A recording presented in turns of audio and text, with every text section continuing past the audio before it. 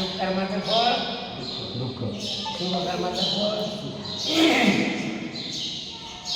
पण हे सुख दुःख स्थूल शरीर असल्याशिवाय जाणवतच नाही. तसे यमराज कोणाला तो लिंग शरीराला नेतो त्याला जीव असतो.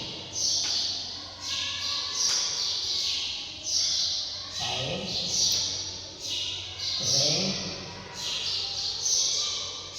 मग तिथे काय करतो लिंग शरीर घेऊन जातो तो म्हणजे काल्पनिक असं एक स्थूल शरीर तयार करतात त्याला यातना शरीर होतं आणि त्या लिंग शरीराला घालतात. आणि यमाचे किंकर काय करतात मारिती झोडीती तोडीती निष्ठुर. यमाचे किंकर बहुसार सार म्हणजे काय बहुसार म्हणजे अनंत वर्षेपर्यंत यमाचे किंकर यमदूत त्याला यातना देतात. कारण केलेल्या कर्माची फळं भोगावी लागतात. क्षणावरही ज्याला उषक काल किती वेळ असतो एक क्षणावरही ज्याला अस्तित्व नसते. या शब्दाचा उच्चार करेपर्यंत सुद्धा ज्याला अस्तित्व नाही त्याचं नाव अश्वत्थ. अश्वत्थ मीनम नाही तिथं नाही म्हणत एनम अश्वत्थम म्हणजे हा स्थ म्हणजे स्थिती अस्तित्व. त्याला उद्या शब्दाचा उच्चार करेपर्यंत सुद्धा अस्तित्व नाही अर्थात क्षणभंगूर आहे असा आहे. तो उद्या मराठीचा अर्थ काय आहे की उद्या शब्दाचा उच्चार करेपर्यंत सुद्धा हा राहत नाही असं. एक गोष्ट अशी आहे उटीचा ऋषी काय त्याचं नाव 14 कल्पपर्यंत जगला. किती 14 कल्प म्हणजे कृत त्रेता द्वापार आणि कली 4 युग एक चक्कर झाला यांचा म्हणजे त्याला कल्प होता. असे किती कल्प झाले 14 कल्प 14 योग 56 इतके वर्षापर्यंत झाले.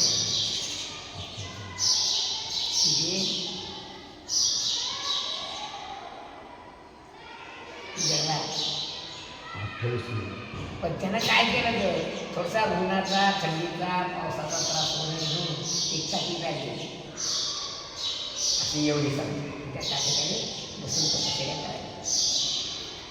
कोणी एखाद्या घ्यायला पाव मारत तुला घरी लागायला काय करा घर बघून उद्याचं म्हणायचं उद्या मरायचं म्हणून दुसऱ्याला 14 कल्प तुकाराम महाराज 14 कल्प वरी आयुष्य गयाला वरी तो राहिला टाकी खाली. मला एक असं आश्चर्य वाटते माणसं आयुष्यभर कष्ट करतात आणि मरता मरता घर बांधतात आणि तिच्या लिहून ठेवतात जीवन साफल्य. त्यांचे घर बांधलं होतं खरी पण त्या घराचा भोग त्याला किती काळ आम्ही काय घालतो. माणसं जे कामं करतात त्या केलेल्या कामाचा त्याला किती काळ उपयोग. तुमचा गोरक्षेत्र प्रस्ताव पाठवा त्या वकील आहे ते म्हणजे तुमच्या हातात काही ठेवा बरं माझ्या आता ठरलं कसं म्हणलं का आता मला राहायचं किती दिवस हो म्हणे ते समजते म्हणे मला समजते ते माझं ते सातारा कसा करायचा दिवस राहायचे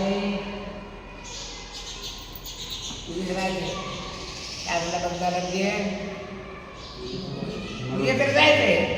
उद्या शब्दाचा अर्थ उद्याचा दिवस तरी पूर्ण आहे काय उद्या मरायचं याचा अर्थ की उद्याचा पूर्ण म्हणजे सकाळ संध्याकाळपर्यंत सुद्धा तो राहील असे शास्त्र घ्यायला काय काय हे ज्याला समजते तो पसारा वाढत नाही. काय आयुष्य आणि भविष्य कोणच पाहिलं बरोबर काय अश्वत्थमेनं सुविरूढमूलं मसंगशास्त्रेण दृढेन चित्वा. याचा अर्थ आहे हे जाणार आहे हे जाणार हे आहे तेव्हा तू ध्यानात ठेवू. पुढे त्यांनी काय सांगितलं मी भविष्यकाळाचा विचार न करता जे बेसुमारपणाने वागतात त्याचं नाव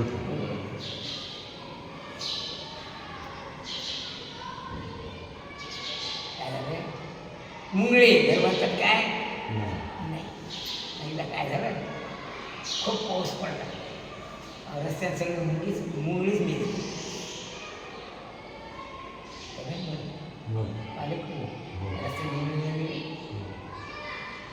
मुंग्या काय बरं पाऊस पडला की सगळ्या रस्त्यात मुंग्याच गेले असं दिसले पुढे. मुंगी सतत उद्योग तू पाहिले का नाही मुंगी अशी बसली वाटी मानत असे काय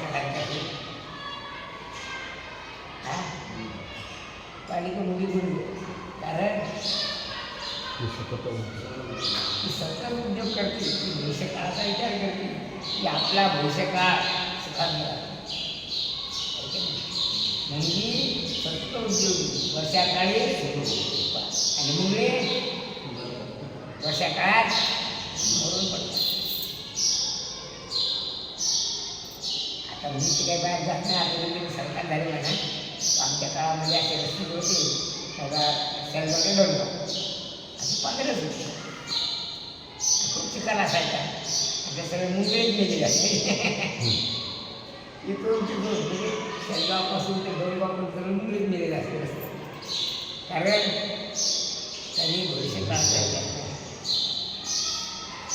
ते भविष्यकाळाचा विचार आज तुम्हाला फुकट खायला बापाच्या घरी गेले तरी होते आश्रमात आले तरी होते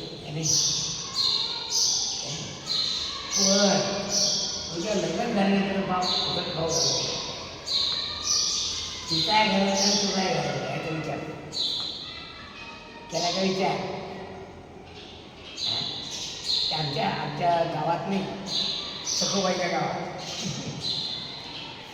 ते गुलाबराव महाराज आले आता इथे नेहमी म्हणायचा सावध होई अग्नी बापा केला का विचार रे काय म्हणायचा विचार माहीत नाही विचार सखोबाची पत्नी होती ते गेला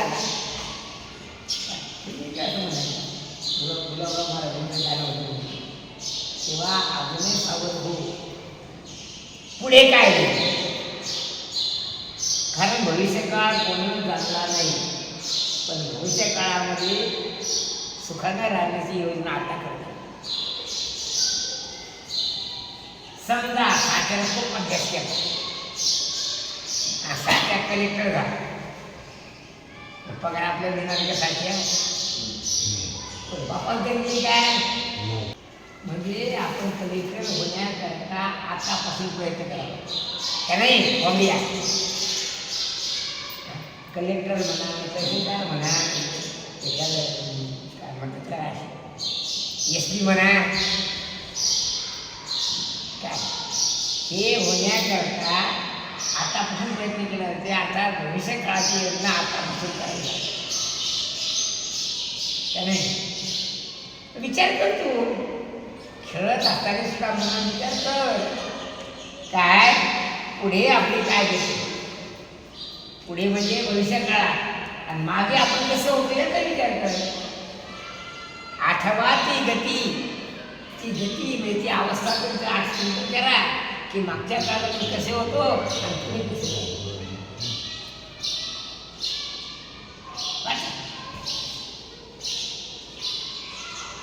मागे म्हणजे भूतकाळ व पुढे म्हणजे भविष्यकाळ आपली काय अवस्था होईल याची आठवण झाली होईल नाही होती आणि होईल दोन्ही म्हातारे माणसं असतात ना ते जेव्हा तरुण असतात त्यावेळेला सगळं स्वातंत्र्य असते मजेत राहतात तुझे हातपाय थकले त्याला काही करता येत नाही आणि सुना काही देतो